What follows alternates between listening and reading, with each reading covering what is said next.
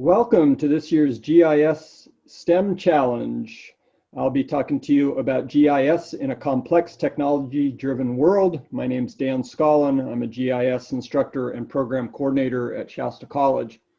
As you look at the image in the background, keep in mind that everything happens someplace and that there is value in knowledge about places, people, resources, risks, and opportunities.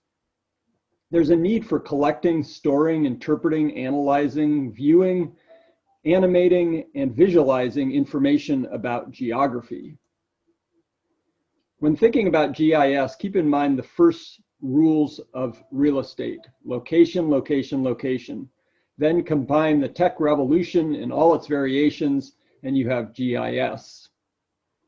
The power of GIS comes from being able to gather information about places from various sources of data. Here, a weather station, but we could also use census data or GPS locations, and to create and analyze maps using computer technologies. And of course, it takes skilled people. GIS is one of a number of geospatial technologies, which include satellite imagery, global positioning systems, and drones. GIS is applied in a wide range of organizations for land and resource management, for mapping populations, disease, and transportation, to name a few. Maps can cover the whole world or a small area. They can be historic or can use the latest 3D and imaging technologies. Mapping methods can include hand-sketched maps or GIS maps that are generated from imagery. Maps use coordinates like latitude and longitude to identify locations. There has been a rapid and ongoing growth in computer storage, processing, display, and printing. As speed and storage has increased, devices have gotten smaller and new applications have emerged, and this is certainly true with GIS. The GIS layer model can be thought of like a layer cake. It's constructed of layers, but taken together, it is at its best. Understanding how GIS represents real-world objects on computers is essential in GIS. Of course, there are concerns with some of these emerging technologies, especially around privacy.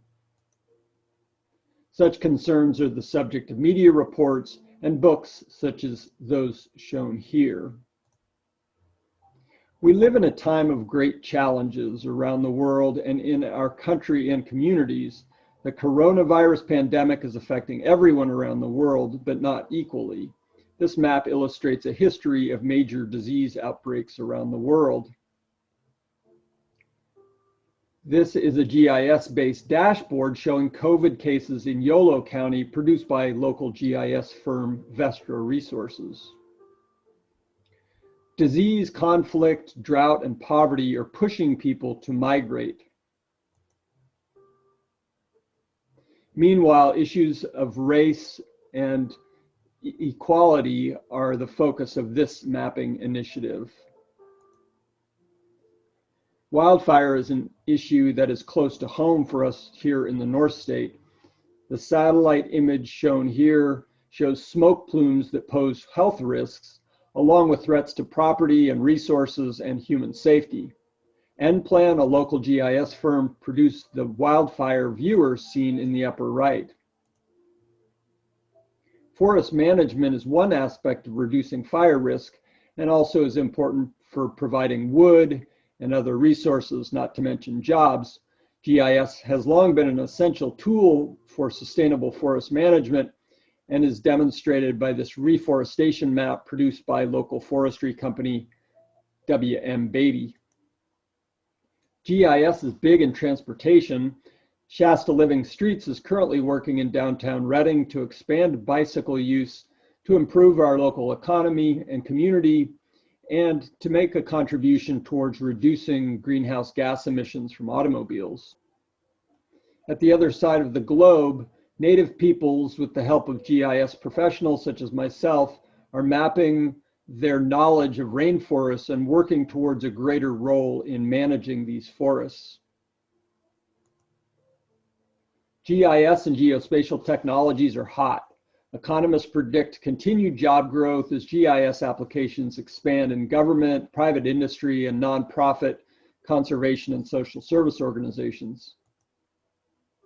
GIS holds the potential for building a more sustainable world while offering careers that use emerging technologies to meet the challenges of tomorrow.